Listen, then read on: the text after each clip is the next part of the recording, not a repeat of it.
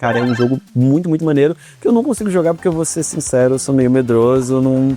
Vou aproveitar o gancho pra falar dos jogos de Lego, que são baseados em filmes, porque tem um monte, tem uma pancada, eles são mais voltados pro público infantil, meus filhos, por exemplo, adoravam, minha menina principalmente. Mas falamos de videogames, falamos de jogos, mas acho que uma coisa legal da gente falar também, a gente falou do bom e do ruim dos jogos, é legal também a gente falar do bom e do ruim de onde a gente joga esses jogos.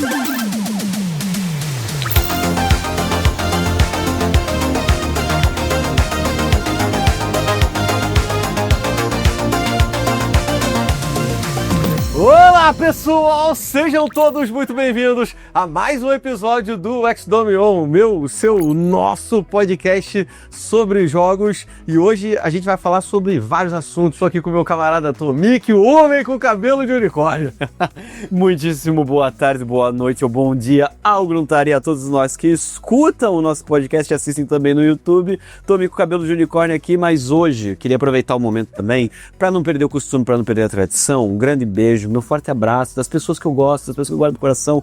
Hoje é pra você, Chico Anísio, porque eu tô com uma voz de professor Raimundo, que meu amigo, tô rouco ainda tá aquela questão de visas, ó, o salário, ó. Eu fico imaginando a galera que tá só escutando a gente, né, que tá nos agregadores do podcast, sim, que eles estão imaginando qual é a cor do seu cabelo de unicórnio. Verdade, mas eles sabem que eu tenho cabelo azul. Eu ainda não mudei de cor, ainda. Fica esse soft spoiler aí. Ó, queria agradecer e mandar aquele alô de sempre, aquele abraço pra galera da Furlan Imports, que deixa o nosso cenário aqui muito mais bonito, sempre abrilhantam o nosso cenário. Você pode encontrar a Furlan Imports no QR Code que tá aqui na sua tela, ou então na descrição do podcast. E, Tomic, vambora. Hoje a gente vai começar falando sobre filmes que viraram jogos. A gente já fez um podcast que era o contrário, né? Jogos que viraram filmes. Mas hoje é pra pegar a hype do filme, foram lá e fizeram um jogo. Porque temos bons exemplos, vai. Temos. Fazer o famoso foreshadowing, aquela ligação, né? Para o pessoal escutar um episódio e depois voltar no outro e ficar indo nessa circularidade entre os episódios. Mas sim, a gente teve muitos bons jogos que saíram dessa questão de... Eu acho que a gente pode estender, na verdade. Não ficar só no universo de filmes, pra gente falar um pouquinho sobre jogos licenciados num geral. Beleza. Porque quando a gente fala de filme é muito legal e tal, mas também tem muita coisa de anime, desenho, até marca de refrigerante, tem videogame, então, irmão, acho que tem coisa pra caramba pra gente falar a respeito desses jogos licenciados. Tem que aproveitar a IP, né? Não tem muito jeito. Se tem filme, se tem anime, seja lá o que for, dá pra fazer um jogo. Se for maneiro, melhor ainda. Ou mais importante, que seja bom. E vamos começar falando de coisa boa que a galera pode jogar em casa, né? Eu vou falar de um dos que não é mais novo, né? Mas dá pra jogar. 007 GoldenEye, do Nintendo 64. Sabe qual é o pior de tudo? Jogaço, mas ele é um jogo que a gente pode discutir muitas coisas, porque ele é um jogo que não envelheceu tão bem, cara. Então, não, mas aí muitos jogos não envelheceram bem, cara. Sim, claro, beleza. Não dá pra dizer que o jogo é bom se ele envelheceu. Não, ele é muito bom, vamos a um passo de cada vez. Acho que nós estamos nos precipitando aqui pra... Já estão com paus e pedras pra cima de mim, sem eu nem ter começado a falar os meus argumentos. Não, eu tô falando que eu vou falar de coisa boa, você já vê querendo tacar pedra? Não. Eu disse que ele envelheceu mal, as coisas velhas não necessariamente são coisas ruins. Tá bom. Olha aqui os pontos. Então, é isso, pô. Foi um dos jogos mais vendidos no Nintendo 64. Perfeito. Trouxe esse FPS aí pro console, tinha umas mecânicas maneiras, então acho que vale dizer, veio do 007, né? Enfim. E tá aí como um jogo que deu certo. Sim, eu comentei que ele envelheceu mal, por quê? Mas a versão de 64 ela envelheceu muito mal, na quesito de controles, etc, justamente porque ele foi um jogo muito revolucionário em sua época. Ele fez um FPS funcionar num controle, e o controle do 64 também era uma coisa meio esquisita, a gente pode falar disso um pouquinho mais da frente, mas ele era uma coisa meio esquisita ali, funcionou, deu certo, era um jogo de história, recontava, um jogo licenciado que inclusive a gente vai ter um novo 007, a gente vai ter o First Light, que foi anunciado no State of Play, então a gente vai ter esse meio que revival de 007, sempre foi uma franquia com bons jogos, e o 007 GoldenEye ele recebeu alguns remakes ao longo da vida. Eu lembro de ter um remake no Xbox 360, a galera comenta que a versão de Wii é muito boa, então se você tentar jogar o GoldenEye 007 no 64, ele é um jogo que envelheceu bem mal, você vai sofrer um pouco. Mas se você tentar pegar a versão de Wii, as versões mais recentes, de Xbox 360, PS3, ainda é um jogaço, é um baita de um filme também, 007, uma franquia longínqua aí. O GoldenEye, ele tem suas revoluções, suas qualidades muito bem colocadas, apesar de ter envelhecido mal. Tu gostou disso, né? Tem que... Eu estou dando meu ponto porque a gente tá numa situação aqui que eu estou sendo atacado, eu já estou sem voz, aí querem me deixar sem dignidade também. Começa a isso. Não, nunca, tá louco, tá de boa. Cai nesse ponto de franquia muito bem sucedida que acabou virando jogo, eu diria até que tem poucos jogos de 007, você acabou de falar que vai ter um novo aí, né? Mas enfim, vamos ver o que acontece nesse novo jogo. Mas sabe uma franquia que tem poucos jogos e eu gostaria que tivesse muito mais porque a gente tem um universo literalmente infinito pra explorar? Fala comigo. Batman. Ok. A série Arkham do Batman foi uma parada, tipo, tão revolucionária nos videogames, sempre fala a palavra revolucionária, mas essa foi porque copiaram o sistema de combate em tudo quanto é jogo de herói, tudo quanto é jogo de beat'em up, sempre tem aquele sisteminha do esperar um pouquinho, desviar, bate, beat'em up e tal, mas a série Arkham, ela é muitíssimo bem feita. Eu concordo. E o universo Batman, o universo DC, ele tem muita coisa pra ser explorada, então a gente teve uns 4, 5 jogos da série Arkham, poderia ter muito mais, às vezes contando histórias do Asa Noturna, às vezes contando histórias do Robin, a gente fugindo ali da figura do Bruce Wayne, quem sabe também nos jogos dos Jovens Titãs, querendo ou não, então é um universo bem vasto pra gente explorar, é um jogo muito bom, e o que eu gosto muito da série Arkham, em especial o City, que foi o que eu mais joguei, você tem história pra seguir, você tem ali a questão do Batman contra o Coringa e etc, mas você pode fazer as missões secundárias do Charada, você tem uma campanha da Mulher Gato, você tem também campanhas de DLC do Robin, etc, então é um jogo que dentro de si mesmo ele vai se expandindo pra esse mundo aberto de você explorar Gotham como bem entender, e é um bom jogo de herói. É engraçado porque Batman, se você pensar, não é bem filme, né? Mas cai nessa questão de licenciados que você vem comentando. Veio do quadrinho, virou cinema e virou jogo também. E eu concordo com você. Não vou dizer que envelheceu mal, não. Eu acho que é um ótimo jogo. Esse. E tá tudo de bom na série do Batman, tá? A gente vai colocar, sempre vai colocar se envelheceu mal, se envelheceu bem a franquia, ou vai ser a trope do episódio. Não precisa. Perfeito. Quero falar de um jogo que não tem nada a ver com outras mídias, digamos assim, que é o Chronicles of Riddick, que é aquele baseado no filme do Vin Diesel, tá ligado? Nossa! Inclusive ele dubla o jogo. E o jogo é maneiro, o filme eu não acho legal, mas o jogo, ele é um jogo show de bola, tem essa dublagem, o combate dele é maneiro e traz uma experiência bem legal. Muita gente fala que o jogo é melhor do que o filme que ele foi inspirado. Às vezes isso acontece, né, de você ter um filme que ele é meia boca, um filme que não é tão bom assim, e o jogo ele ou é muito bom ou ele é competente. Um que me veio literalmente na cabeça agora, Motoqueiro Fantasma de PS2. A galera que cresceu na minha geração deve ter jogado esse jogo, que ele é um clone de God of War. Ele é um hack and slash, meio God of War. Tem uns momentos ali que você tá andando com a moto e ele fica tipo um jogo meio de corrida, meio de beat'em up e tal. E assim, ele é baseado no filme do Nicolas Cage, do Motoqueiro Fantasma, que pra galera que tá vendo pela sua cara e pela respirada aí do áudio, deu pra perceber que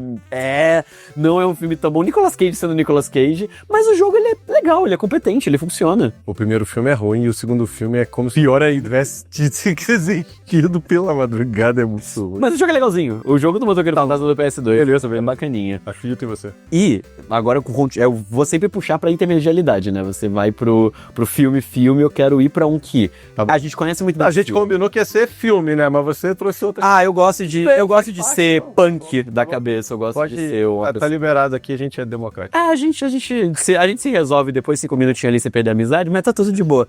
O que eu quero trazer que a gente conhece bastante como filme, mas é livro, na verdade, Harry Potter. Ok. Hogwarts Legacy saiu há um tempinho atrás, foi um jogo muito legal de Harry Potter, porque você pôde explorar a Hogwarts, você sendo o seu bruxo, você escolhendo a sua casa, tudo ali, toda a questão do chapéu seletor e tal, e é um jogo de mundo aberto, que você explora Hogwarts. Os jogos de Harry Potter, eles tendem a ser muito bons. Os de PS1, eles marcaram a infância da galera que jogou, então da Pedra Filosofal e o da Câmara Secreta, a galera comenta que eram bons jogos.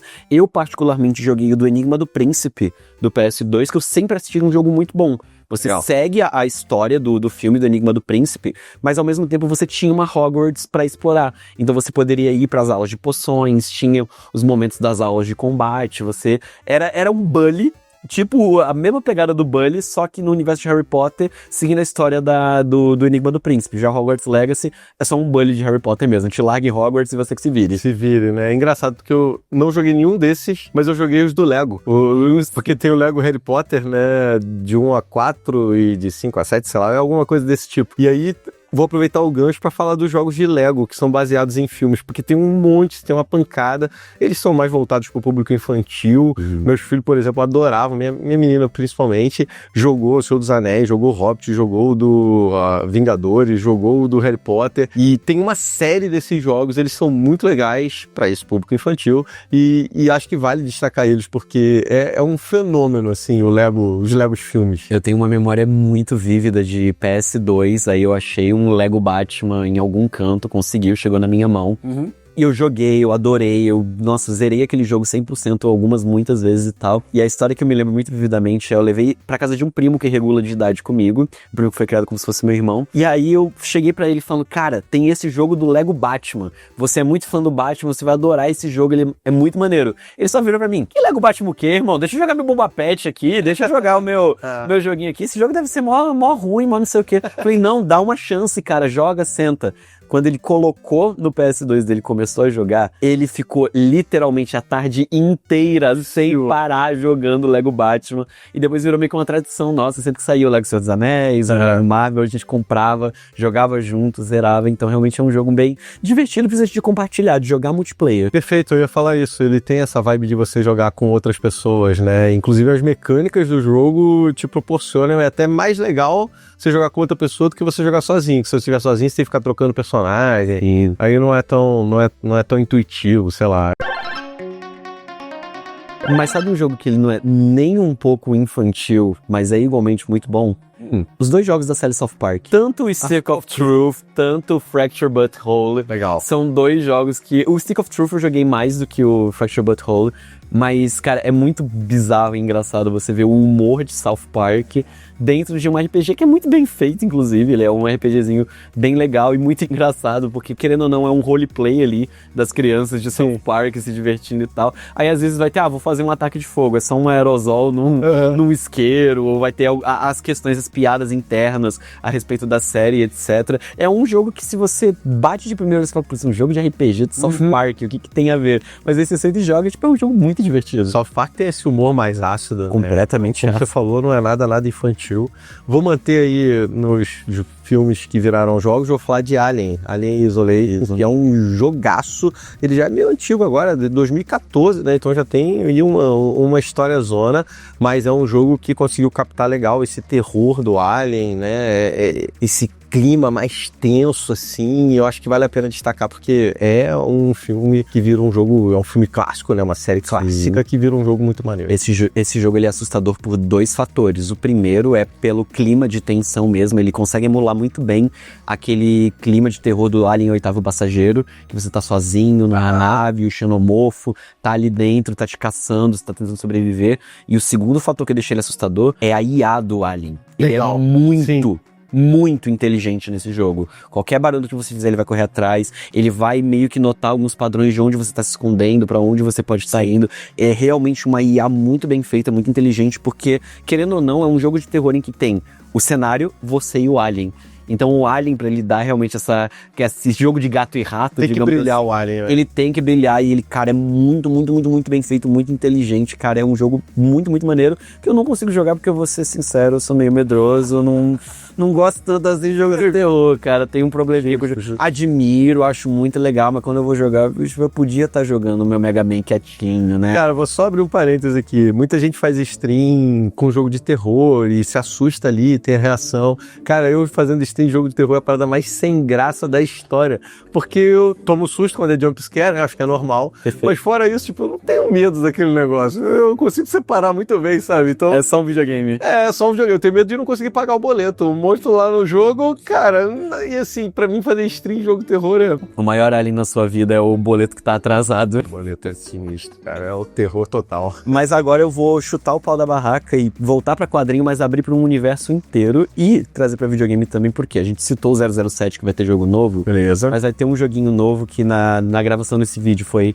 anunciado no State of Play, que eu estou animadíssimo, de uma franquia que eu gosto muito, que é pra falar de Marvel. Pra falar de Marvel, eu vou me limitar a Marvel vs Capcom. A gente falar de quadrinho, falar de jogo de luta, falar de Marvel vs Capcom, porque foi anunciado um jogo novo de luta da Marvel com a Arc System Works. Legal. Eu estou maluco por esse jogo, um tag de 4v4. Você achava que King of Fighters era divertido pra você escolher 3 personagens? Vou jogar com 4 personagens ao mesmo tempo e essa vai ser a mecânica. E a Marvel tem muitos jogos muito interessantes pra voltar pro filme, pra não ser tão rebelde, pra não ser tão punk como você reclamou. Tem o filme do X-Men Origins Wolverine, que o filme é horroroso, mas o jogo ele é legal. Beleza. A versão de 360 é um hack and slash muito bacana, com as mecânicas legais. Os jogos do Homem-Aranha também, os do Sam Raimi, principalmente o 2 do PS2, ele é bem bacana, um jogo do Homem-Aranha de mundo aberto e etc. Mas eu particularmente estou empolgadíssimo pra esse jogo de luta da Arc System da Marvel. Eu tinha notado aqui esse jogo do Homem-Aranha, né? Que é um jogo de mundo aberto, como você falou, a mecânica de você balançar na teia ali é maneiro pra caramba, ele tem uma adaptação muito boa. Mas eu vou te fazer uma pergunta desse tag team aí de luta. Quantos heróis você acha que vai vir pra jogar? Você acha que vai vir uma gama legal ou vai ter poucas opções? Não, é impossível você ter poucas opções num roster de um jogo tag.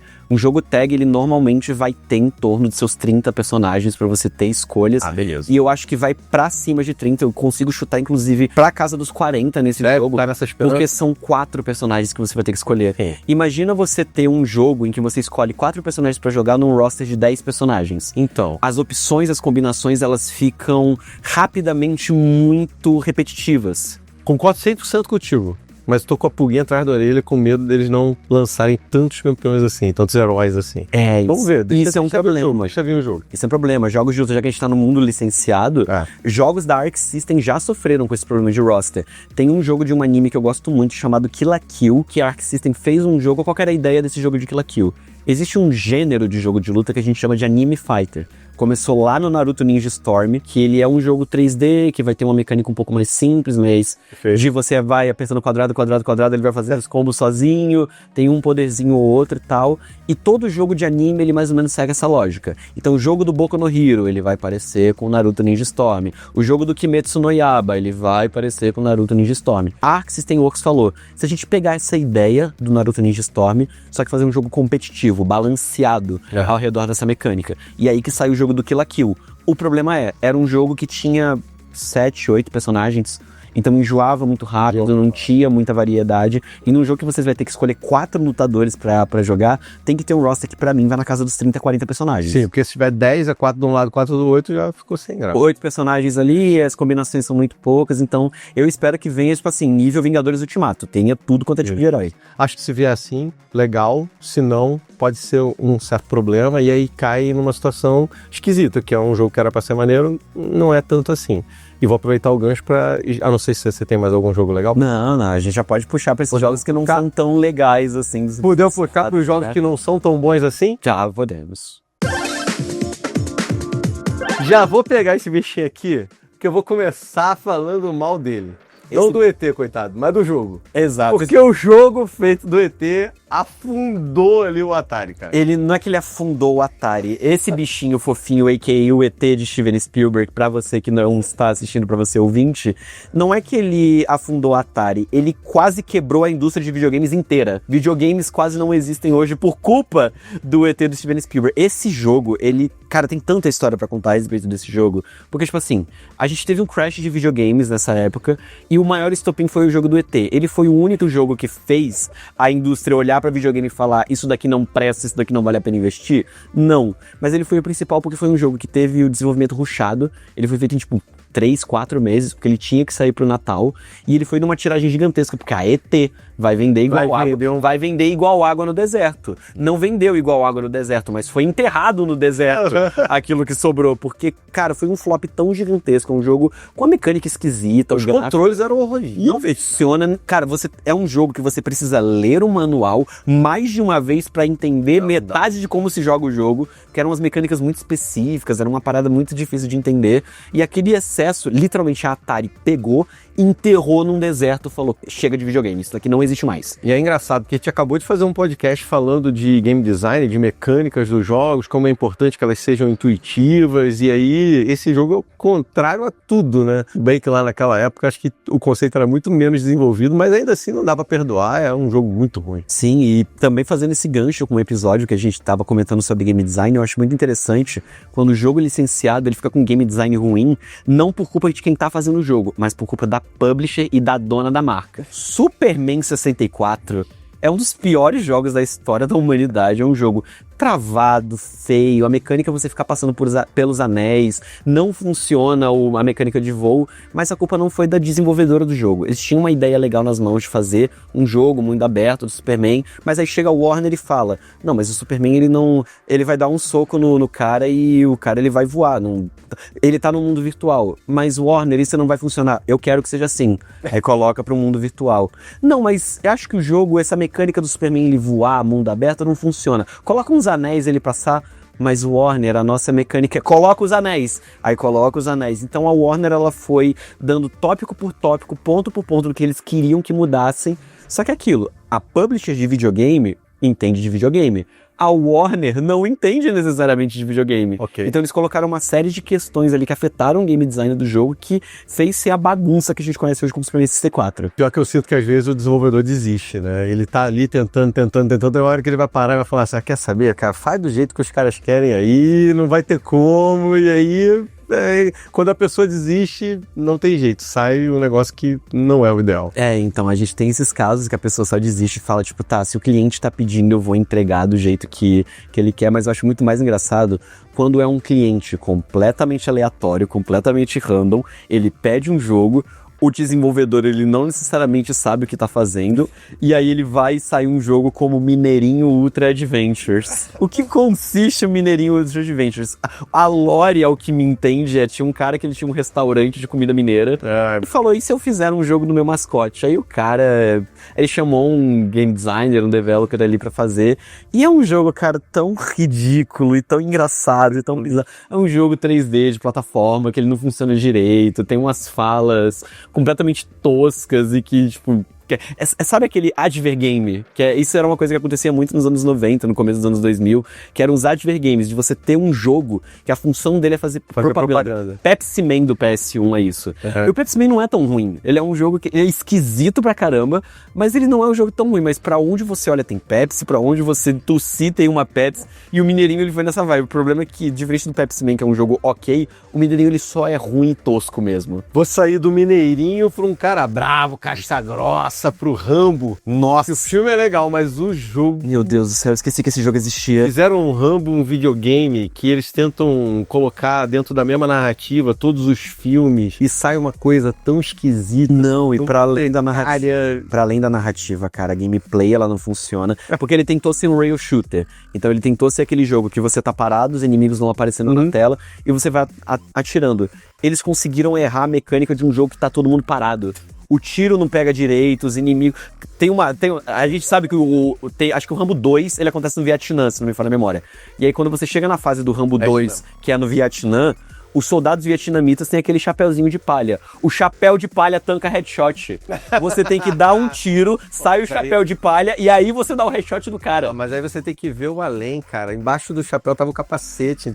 O chapéuzinho de palha tinha sentido ali, era bem o gráfico daquele jogo, cara. É uma coisa maravilhosa. O Rambo, ele parece um babalu mastigado, a cabeça dele, naquele tronquinho parrudo. Cara, esse jogo, ele tudo dá errado. Eu esqueci que esse jogo existia, você me lembrou solenemente dele, cara. Mas, já que eu vou devolver. Um jogo que eu acho que você nem sabia que existia.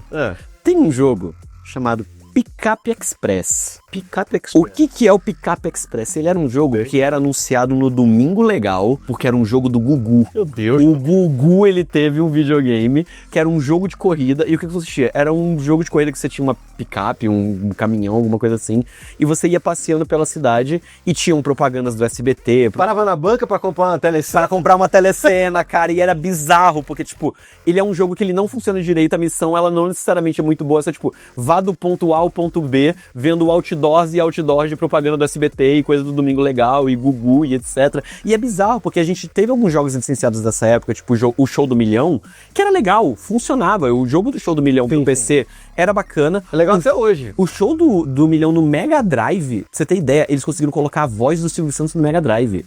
Ele fala, você entende que o Silvio Santos está falando. Aí na hora do jogo do Gugu é o Pickup Express, que não é um jogo bom em absoluto. Pra gente não ficar se estendendo muito com o jogo ruim, porque ninguém vai querer jogar mesmo, é mais engraçado, eu queria puxar um outro assunto. Tipo assim, tem algum filme série, ou seja lá o que for, que você acha muito legal, que poderia virar um jogo que não existe? Cara, sim, porque às vezes a gente tem no filme um universo que ele é tão bem construído, ele tem uma ideia tão legal, que a gente fala, pô, eu jogaria um jogo disso. Tem um filme muito recente que eu assisti com o nosso querido Robert Pattinson, o nosso Vampiro que Brilha, do Mike 17. Mike 17 é um universo pós-apocalíptico em que a Terra já não dá mais pra viver aqui, vamos colonizar outros planetas. E eles criam uma ideia de algo que eles chamam de descartáveis. O descartável é uma pessoa que você faz um backup da memória dela numa HD e você literalmente imprime o corpo dela de novo. Então, se a pessoa ela vai numa missão que corre risco de vida, tem algum problema ali, que a pessoa pode vir a morrer, tá tudo bem, você faz o backup da mente dela, imprime outro corpo e a pessoa ela ressuscita com o mesmo corpo, mas com as memórias e etc. Eu consigo ver isso como uma mecânica de jogo, de você desenvolver uma outra crítica, de você desenvolver um jogo com uma outra narrativa desse universo de Mike 17, com você sendo um descartável, você sendo uma pessoa que sempre que você morre no jogo vai dando... Um roguelike, por exemplo, que sempre que você morre vai dando esse... Funcionaria, né? Funcionaria legal. Eu fico pensando no John Wick, cara. John Wick é um filme maneiro e depois virou uma série gigante, uma franquia gigante.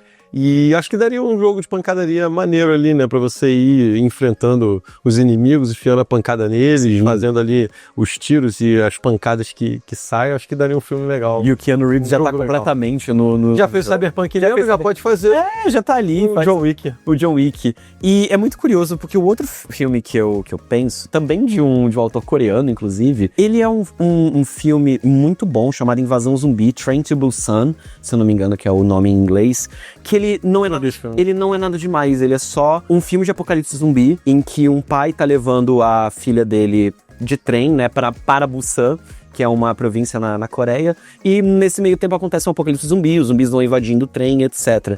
O que eu acho interessante desse jogo é da gente ter um olhar de apocalipse zumbi, mas o olhar coreano, que é apresentado no filme. Porque a gente tá acostumado com os nossos Resident Evil, os Dead Rise, os Dead Island, que é o zumbi americano, o zumbi tradicional. Então eu conseguiria imaginar um jogo de zumbi na Coreia, com essas questões da cultura coreana, e os zumbis eles são mais rápidos também, eles correm, etc. Eu ia perguntar justamente isso, se o zumbi coreano é o zumbi rápido, né? Isso. E dá mais medo, porque o zumbi lento, você fica assim, se eu correr eu tô de boa. O zumbi coreano... O zumbi coreano corre pra caramba. Eles vêm naquelas massas e etc. Então eu conseguiria imaginar um jogo muito bom, baseado nesse filme da invasão zumbi. Vou puxar um pouquinho de outro gênero, vai. Fazer uma estratégia aí, não precisa nem ser RPG. Pode ser um joguinho de estratégia. Pensei no Avatar. O Avatar, não a animação, né, dos elementos não. O Avatar alienígena lá, os azulzinhos. Isso. Eu acho que seria um jogo que daria uma estratégia maneira. Construir ali um território, um acampamento, ter que lutar contra a galera que tá invadindo. Acho que ele tem um mundo muito rico, uma cultura muito rica dos habitantes ali, né, de Na'vi, e tem uma cultura muito forte. Isso acho que daria um jogo bem interessante, um jogo de estratégia, assim, um RTS maroto. Sim, uma coisa meio Civilization, talvez. Beleza. Ou até mesmo uma coisa meio Spore, pra quem jogou Spore aí ao longo da vida. Eu consigo ver bem tranquilo, sim, esse jogo de Avatar. Deixa eu só falar de mais um filme, cara. Perfeito. Que é o Tudo em Todo Lugar ao mesmo tempo. Eu amo esse Isso, filme. mano, é uma loucura total. Everything Everywhere All at Once. Eu amo esse filme. Imagina um jogo desse. Ok. Na pancadaria mesmo, pode ser igual no filme. Saindo na mão, misturado de todo jeito. Um Smash Bros, assim. Beleza, tá valendo. Smash Bros tudo em todo lugar ao mesmo tempo. Show de bola. Dedos de salsicha e coisas acontecendo. Eu adoro esse filme. Eu acho que seria maneiro, cara. Eu também. O filme é muito louco, tem uma temática muito louca, mas os jogos podem ser assim também. Daria pra abraçar isso. Mas falamos de videogames, falamos de jogos, mas acho que uma coisa legal da gente falar também, a gente falou do bom e do ruim dos jogos, é legal também a gente falar do bom e do ruim de onde a gente joga esses jogos, dos consoles, de tecnologias ali, alguma coisa que deu errado, alguma parada que deu certo, querendo ou não, porque quando a gente pensa em console, a gente tá acostumado com o caixote, o controlinho, mas a galera, a indústria num geral, sempre tentou inovar bastante nesse tipo de tecnologia. Tenta dar uma diversificada, né? A gente vai falar bastante de Xbox hoje, de console de modo em geral, Sim. Mas acho que é legal a gente pegar um periférico aí dessas tecnologias que estão em volta desses consoles. Sim, periférico é super relevante de falar, porque que nem eu comentei, a gente tá acostumado com o controle, digamos assim, mas o próprio controle ele foi recebendo muitas alterações ao longo dos anos. Quando a gente começou, era o Atari, que ele tinha um botão. Perfeito. E aí quando a gente evolui pro Nintendinho, Super Nintendo, eu tô pulando etapas. Quando a gente vai pro Nintendinho, pro NES, ele tem 4 botões. Olha, e um direcional de cruz. E aí, pra mim, a maior revolução que vai acontecer algumas gerações à frente, quando a gente vai ter o analógico do 64. Quando a gente vai começar a controlar os personagens de cenários 3D e etc. Tanto que muito se brinca, muito se faz meme de que, o controle do 64 não faz sentido, você precisa de 3 mãos pra ir pros 3 pegadores. Na verdade, é um design que ele faz muito sentido e ele é muito inteligente. Porque não é que você precisa de 3 mãos pra usar ele. Ele tem 3 modos diferentes de uso. Você consegue utilizar ele, pra galera que tá me vendo, com o seu polegar no analógico, vai ter o gatilho atrás. Você também consegue utilizar ele como se fosse um D-pad convencional. Então, na verdade, ele tem esses 3 modos de uso para conseguir ficar mais confortável dependendo do jogo. E aí, dependendo do jogo, né? Depende do jogo, ele pede uma posição diferente para você segurar ali o controle. E é interessante. Você estava falando só do Nintendinho. Só voltando atrás um pouco, porque isso é da minha época, né? Eu tinha Mega Drive. O Mega Drive, no início, só tinha 3 botões. Sim. E o Nintendo tinha mais. E eu ficava revoltado e chateado. Inclusive o Street Fighter só dava pra jogar depois que eles lançaram o controle com 6 botões, porque era soco fraco, médio e forte, né? Sim. Chute fraco, médio e forte. Apesar de 6 botões, não dá pra jogar só com 3. Mas aí eu vou te fazer uma pergunta pra ver se você teve no console esse jogo. Você lembra como era jogar Street Fighter no controle de 3 botões do Mega Drive? Não. Só fui jogar Street Fighter depois do controle de 6. Pra galera que não sabe, pra você que não manja como é que era, pra você jogar Street Fighter no controle de 3 botões do Mega Drive começava com soco fraco, chute forte, soco fraco, soco médio e soco forte. Certo. Você apertava o botão Start, trocava pra chute, fraco, médio e forte. Então você tá jogando aqui, tô fazendo meus socos, apertava o Start, ele mudava pro chute, apertava Start de novo, voltava pro soco, apertava Start de novo, voltava pro chute. E você ficava fazendo isso pra conseguir jogar. Aí precisa de 3 mãos mesmo. Aí vou fazer os combos, senão não dá. Esse negócio de controle é realmente complicado, porque você pensa na ergonomia, né, e também na simplicidade de você jogar. Eu acho que um controle que ele conseguiu revolucionar da forma certa foi o Emote. Ele é um controle remoto, cá entre nós. Ele é um controle remoto de televisão com o botão A no meio, e aí você deita ele fica um pouquinho mais parecido com um controle de NES, mas é uma inovação que a Nintendo trouxe e deu certo. E era uma inovação meio simples para pensar, era só um controle com giroscópio. Ele se vendia que você ia ler os movimentos. O trailer, pra galera que manja do primeiro trailer do Wii, era um cara pulando do sofá e fazendo o movimento da katana certinho. Sendo que no final era só um giroscópio que você balançava o controle, ele mais ou menos lia aí. Mas era um controle de movimento que ele deu certo, ele funcionou. Então a Nintendo ela sempre tenta revolucionar com os controles e no fim do dia você tem que tentar trazer um controle mais intuitivo possível para o seu consumidor. Eu acho legal esse esquema do controle de movimento, porque você traz uma gama de jogos que só são possíveis com ele, né? Então, o Just Dance da vida, sem um controle desse, não faz sentido, não tem como. Alguns jogos de tiro também, eu lembro lá atrás do Mega Drive tinha aquela pistolinha e tal. A Zapper do Nintendinho. Enfim, e essas coisas acabam somando nesse sentido de você permitir que você possa lançar jogos para esse tipo de controle. Sim, mas quando você tenta fazer um tipo de jogo, tipo o próprio Just Dance, só que numa tecnologia que ela não funciona direito também, a gente falou do bom, né? Revolução do Nintendo, analógico, tal, o emote, mas a indústria ela sempre tenta brincar, sempre tenta inovar, e eu acho incrível porque eles acham que o cara que joga videogame tem que se movimentar.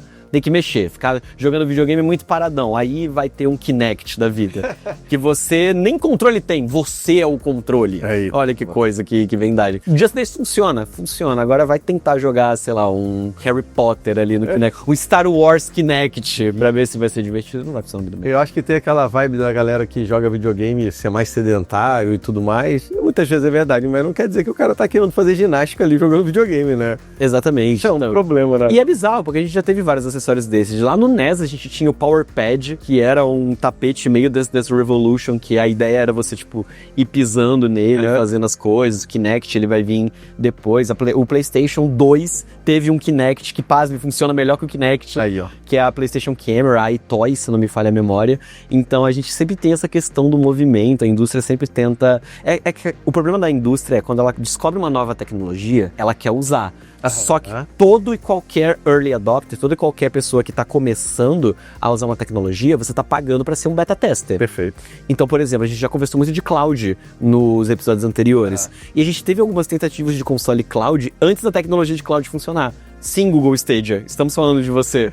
Que era a ideia de um console que ele rodava 100% no cloud, e ele flopou em menos de um ano porque o lag era absurdo, os jogos não funcionavam muito bem, o console não era tão bom. O Stadia não deu muito certo não, né? Foi meio ladeira abaixo, e tanto que foi até meio abafado, né? Não acho que teve tanta coisa falando sobre ele foi meio quietinho ali e acabou morrendo quietinho, de onde veio já foi.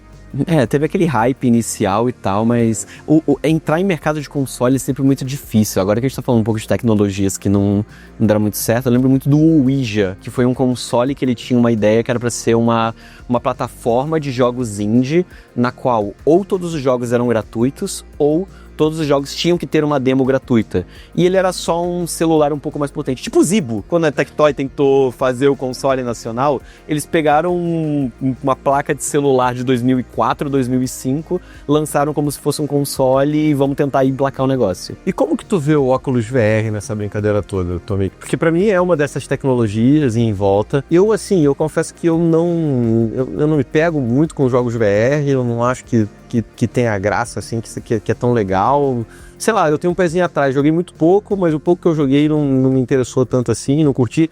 Eu sinto que ainda falta um passo evolucionário pro VR ser maneiraço, mas eu não sei, queria saber disso. Sabe que eu vou pro outro lado? Na verdade, acho que o VR ele já tá num ponto muito bom. Se a gente for pegar o primeiro VR da história... Mas aí também... Não, vamos lá, vamos por partes. Se eu pegar o primeiro VR, que era o Virtual Boy, por exemplo, era uma coisa que não funcionava, era aquela tela vermelha que dava dor de cabeça, era um videogame. Quando a gente começou, que eu tava comentando essas tecnologias iniciais, quando começou o VR, que a Nintendo tentou trazer o Virtual Boy, numa época que só existia Game Boy original, tijolão verde, e Super Nintendo, tinham avisos na caixa do tipo, isso pode danificar os seus olhos, jogue menos de meia hora porque esse daqui dá dor de cabeça, era mega não ergonômico e etc. E isso, tipo assim, anos 90, beleza, não vai funcionar, é um VR que ele não é tão legal, não é tão divertido, é muito caro pra tecnologia.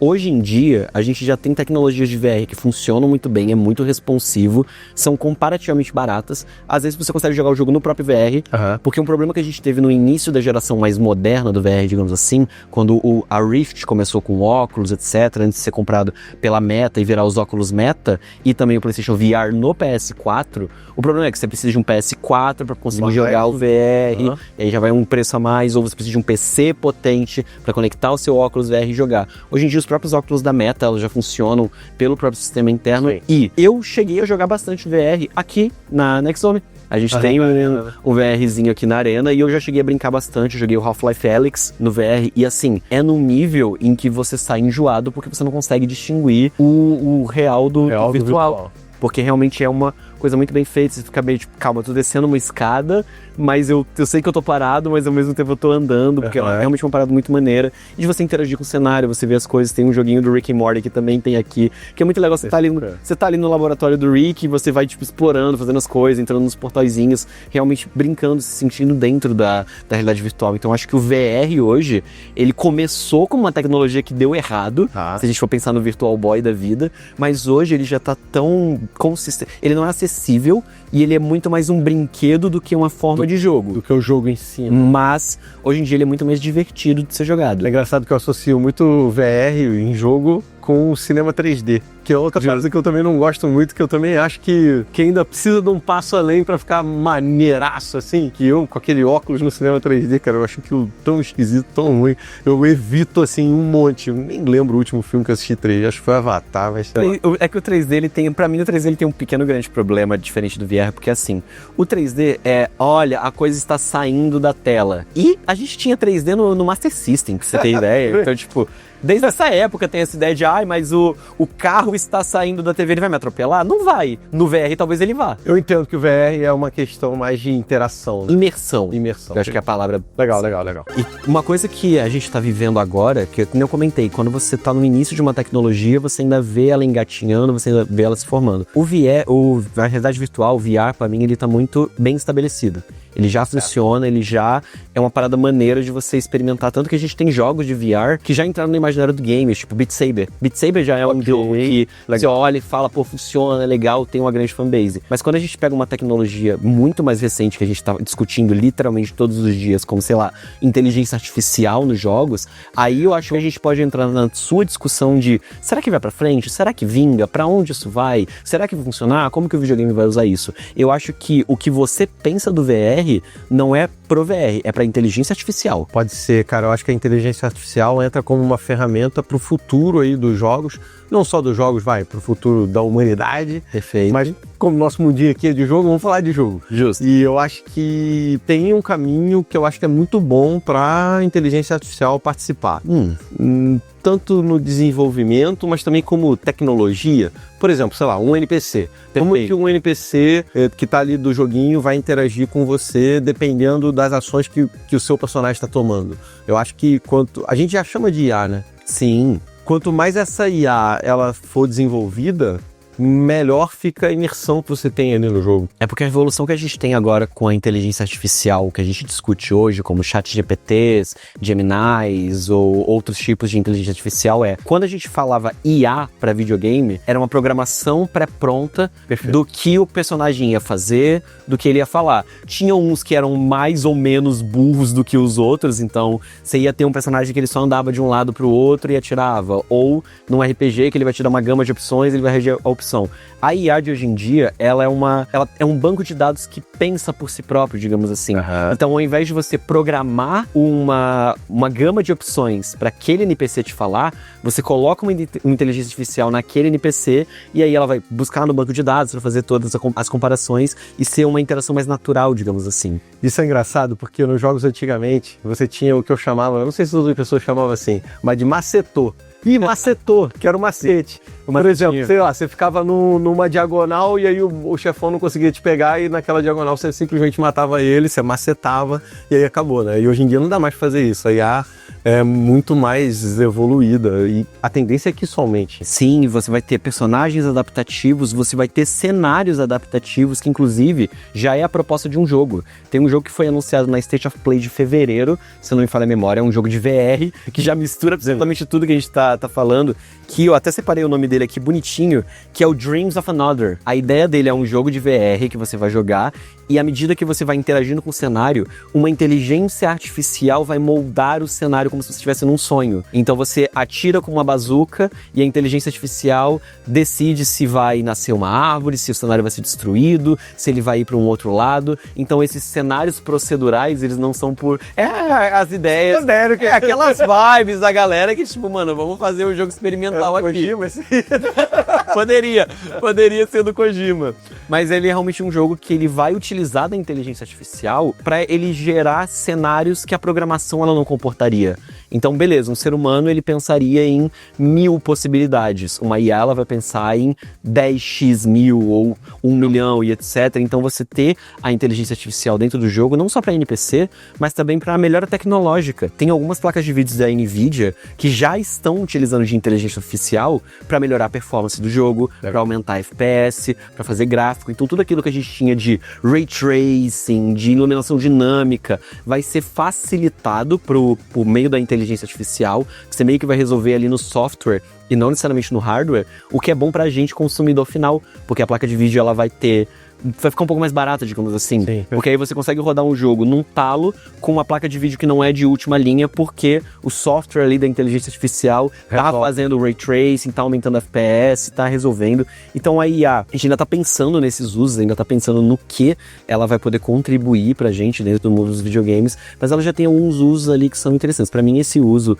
de melhorar a performance de placas da NVIDIA é um dos melhores que a gente pode ver. Ajuda demais. É um grande gargalo, assim, digamos, que é a questão gráfica dos jogos, né? E a IA realmente pode ajudar muito nisso aí. Uma das aplicações é o futuro sendo escrito todo dia aí na nossa frente. Futuro sendo escrito, futuro sendo desenvolvido também para um sentido de facilitar a produção de jogos. Porque querendo ou não, quando você está programando um jogo é um processo cansativo, é um processo que tem que ficar ali nas linhas de código, muita coisa pode ser automatizada. por exemplo, fazer um remake ou um remaster, você pode refazer um código que foi perdido, você pode facilitar um pouquinho ali daquele processo que o cara ficaria ali horas e horas escrevendo um código, fazendo, testando, e às vezes pra quem manja de produção de jogo e pra quem efetivamente programa, sabe que às vezes você erra uma vírgula, você erra uma letra, você erra um número, aí o bug já acontece, o jogo não funciona e tal, aí a IA pode revisar o código, pode automatizar isso, então para além das questões dentro de jogo, até mesmo para produção, facilitar e a gente ter jogos melhores, mais rápidos, digamos assim, também pode ser bom. Sim, a gente cai na questão de quanto a IA consegue facilitar a produção. De modo geral, um monte de coisa vai cair nisso. Animação, por exemplo, eu sinto que as animações podem ter aí uma ajuda da IA para poder fazer. Gera a conversa que a galera fala, a IA vai tirar o emprego de todo mundo, né? Mas eu não acho que é esse o caminho. Eu acho que a IA vai facilitar o trabalho das pessoas. Uma coisa que seria inviável ser feita manualmente, de maneira analógica, de repente a IA consegue acelerar o processo, fazer e viabilizar uma situação dessa. E isso cai para os jogos perfeitamente. Então, exatamente. Então, a gente pode ter esse processo mais de automação, né? Que nem você comentou. Não é que a IA vai tirar o trabalho da galera, ela vai só facilitar o trabalho da galera para eles trabalharem menos horas, digamos assim.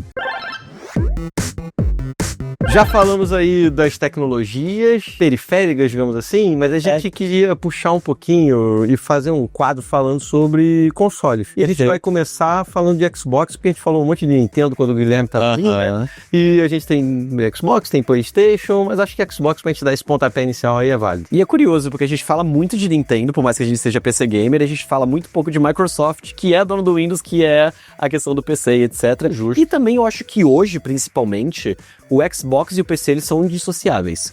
Tudo que... A Microsoft, já na época do Xbox One, eles começaram com essa ideia de tudo que sair no nosso console também vai sair pra PC, porque, que nem a gente comentou, que nem eu acabei de comentar, a Windows tá ali da Microsoft também, o Xbox, então faz sentido ter essa ligação, e hoje é uma coisa que é basicamente uma só. Se você prefere jogar no PC, você vai assinar o seu Game Pass e jogar no PC, mas se você já tem o seu console, você prefere sentar no sofá com o controlinho e jogar de boa, pega o seu Xbox e joga do Game Pass da mesma forma. Cara, uma coisa que a gente vem comentando, né? Os exclusivos são cada vez mais raros, cada vez menos exclusivos, digamos assim. E acho que o Xbox puxa um pouco disso. Xbox que pra mim teve altos e baixos, assim, no mercado, de modo em geral. Acho que ele foi super importante justamente pra você ter essa concorrência com o PlayStation. Acho inclusive que ele nasce um pouco disso, né? A Microsoft viu que a Sony estava ganhando um espaço muito grande ali com o PlayStation e ele entra com o Xbox para fazer essa concorrência. É muito interessante porque o primeiro Xbox, o nascimento do primeiro caixotão, ele vem para preencher o vácuo da terceira empresa que estava disputando.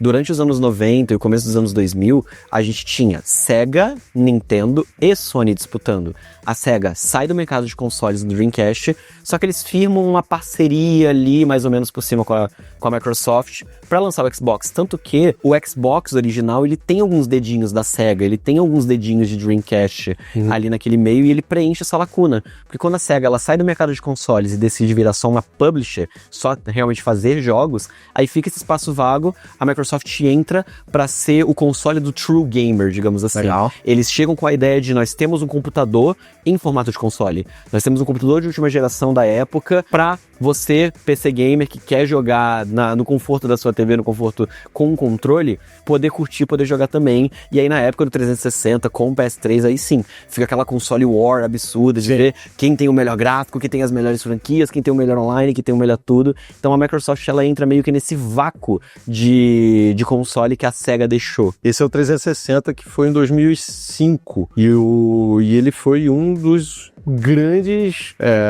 expoentes aí pro Xbox, né? Acho que, inclusive, se eu não me engano, foi o melhor, assim, o mais hypado, que teve mais jogos interessantes. Ele saiu antes ainda do PS3 na época e, pra mim, esse foi o grande sucesso, assim, do Xbox, o 360. Antes deles virem com as inovações, que eu acho que é legal de falar também, né? Mas aí falando de console em si.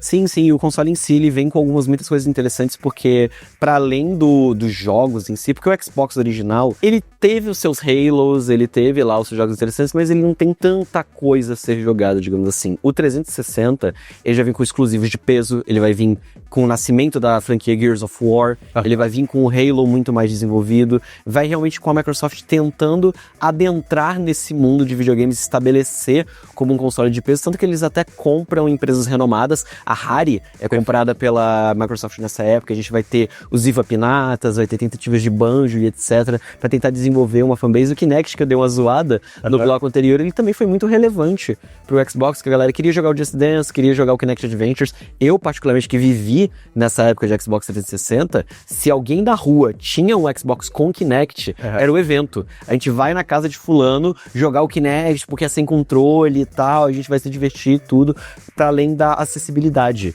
Ele era um console um pouquinho mais barato, porque ele rodava com DVD, não rodava com Blu-ray. Então, quando você vai comprar um jogo de PS3, ele é um pouco mais caro por causa da mídia e etc. E também tem uma questão que foi um vacilo da Sony. A Sony tinha um kit de desenvolvimento do PS3 que só a Sony entendia. Era muito difícil fazer jogos pro PS3. Então as publishers, elas pensavam, eu posso fazer um jogo PS3 pro Xbox 360. O Xbox 360, ele é um PC. Eu já sei como é que ele vai funcionar. E o kit de desenvolvimento do PS3 é uma coisa que ninguém sabe como funciona. Vou fazer pro Xbox. Cara, e foi Call of Duty, Red Dead Redemption, Alan Wake, Mass Effect, uma série de jogos assim que botam o Xbox 360 como um grande console, que fez realmente um marco na história dos videogames. Sim, ele também traz o primeiro console em que se jogar online é algo normal. Você tem um online lá no PS2, tanto que se vocês verem os PS2, tanto o Slim quanto o Fat, ele tem uma entradinha pra Ethernet, e tem alguns poucos jogos, no Need for Speed Underground 2, se não me falha a memória, ele tem suporte pra online no PS2, só que quem jogava online no PS2? Não existia online play no PlayStation. Mas aí o Xbox 360, ele vem com uma placa de Wi-Fi, ele vem com a Xbox Live Gold, que também era um serviço muito interessante, porque além de você ter uma assinatura para jogar online, você recebia jogos de graça.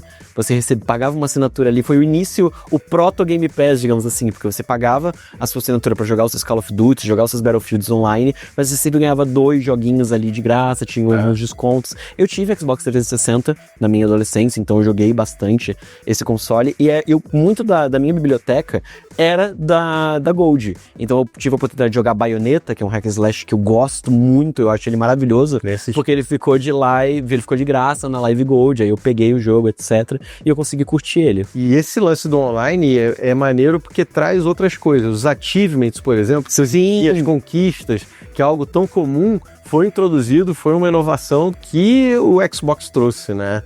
Junto dos achievements, tem a questão do streaming, de você também ter essa novidade. O passe, eu acho que é um negócio sensacional, muito legal, essa assinatura. É quase que o Netflix dos jogos. Sim, e o Game Pass. E tudo isso são inovações que a Microsoft, o Xbox, trouxe e, de novo, pra mim, marcam eles como grandes players aí do mercado de videogame. Sim, o Xbox como marca, ele foi mudando bastante ao longo do tempo. Se a gente pular da época do 360, o Xbox One, ele tentou vir com algumas inovações do tipo Kinect nativo junto com o console e tal, mas foi a primeira barrigada, digamos assim, mais recente da Microsoft. O Xbox One, ele tinha umas ideias legais, mas a galera tava querendo muito fazer mais coisas pro PS4. O PS4, ele ganhou de lavada naquela geração, então, quando eles mudaram pro Series S e pro Series X, eles estavam apostando no Game Pass. Falou, vamos fazer máquinas pro Game Pass, e nessa geração do Series X e do Series S, eles fizeram uma parada que a Sony fez bem pouquinho, mas eles fizeram com mais afinco, que é trazer 2 consoles com hardwares mais fracos ou mais fortes, dependendo do público. A Sony fez isso só tirando o leitor de disco. Então você tem o PS5 com ou sem leitor. O Xbox Series S, ele é uma versão já slim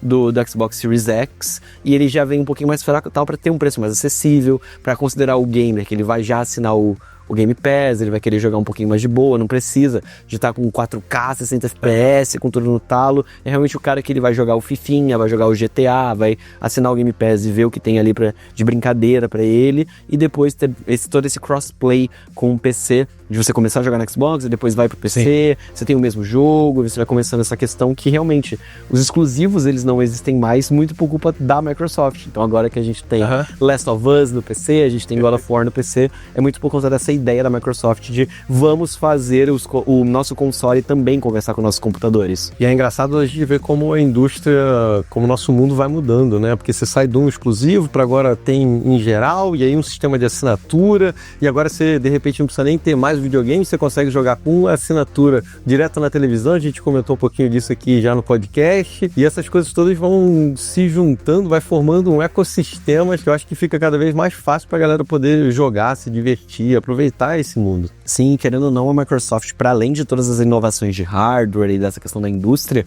eles têm muitos jogos bons. Que nem eu citei, a franquia Gears of War é uma franquia que nasceu no 360. Perfeito. E ela refez o jogo, a forma que a gente tem jogos em terceira pessoa de tiro, sempre pegar aquele cover, ir lá, atirar, etc. Ser um pace um pouquinho mais acelerado. O Halo fez um nome para si mesmo dentro da Microsoft. E eu gosto muito como eles tentam inovar, de trazer franquias novas com ideias diferentes. Na época da Xbox One a gente teve Sunset Overdrive, que é um jogo que eu gosto muito até hoje. É um jogo de terceira pessoa, de tiro, um pouquinho mais maluco, um pouquinho mais punk da cabeça. O Hi-Fi Rush, ele vai também um pouquinho nessa ideia de ser um jogo hack and slash, mais de ritmo e beat'em up, tudo misturado. Então o que eu gosto muito é que a Microsoft ela sempre tenta inovar, ela sempre tenta trazer uma ideia de jogo diferente. Dead Rising, por que não fazer um jogo de zumbi dentro de um shopping que a graça é você catar o que tá ali dentro do shopping e fazer as suas ferramentas, fazer as suas armas. Dead Rising é uma franquia que eu gosto bastante da Microsoft. Então eu gosto muito de ver como a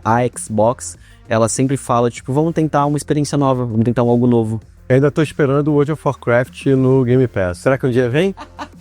Eles compraram a Blizzard. Compraram a Blizzard. Inclusive é uma esperança que eu tenho de um dia a Blizzard voltar a ser o que era, pelo menos mais ou menos, vai? Possivelmente. Dá pra tentar sonhar também com os Warcraft 4, StarCraft 6 da vida, quem sabe. Fora essas outras publishers que a Microsoft tem no seu guarda-chuva, né? Agora a Activision, Call of Duty é deles, cara. Sim. Call of Duty tá na mão da Microsoft agora. As parcerias que ele tem, porque quando você assina o Game Pass, você também tem o EA Play. Sim. Então pra galera que quer curtir os jogos de esporte e etc, também vai ter isso. E o Game Pass, ele dá essa acessibilidade, digamos assim, essa democratizada nos jogos, porque você não precisa comprar um jogo. Você joga meio que você tá afim ali, com base no catálogo.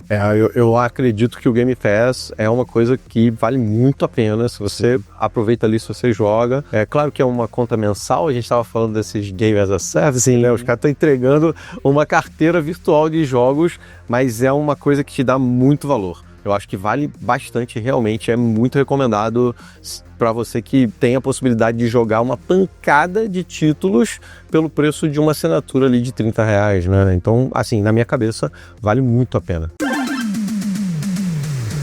Gruntar formato novo, jeito novo da gente trocar ideia. Curtiu a nossa dinâmica de fazer assuntos não tão relacionados? Mais blocados aí o nosso podcast.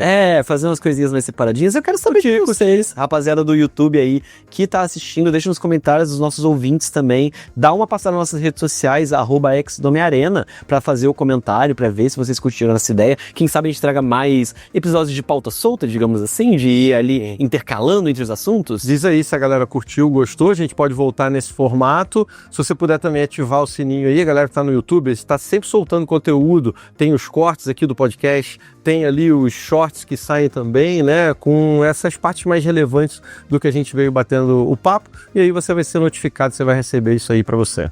Exatamente, então, para também dar aquele feedback pra gente nas nossas redes sociais pessoais, @Lojatomic e @GruntarTV, pra gente continuar conversando, pra gente continuar trocando essa ideia, e a gente vai se encaminhando pra finalizar mais um episódio, né, Gruntar? Valeu, galera, muito obrigado a todos que colaram com a gente, curtiram, comentaram, mandaram esse alô e gostam do trabalho que a gente faz aqui. A gente vê vocês no próximo. Valeu, abraço!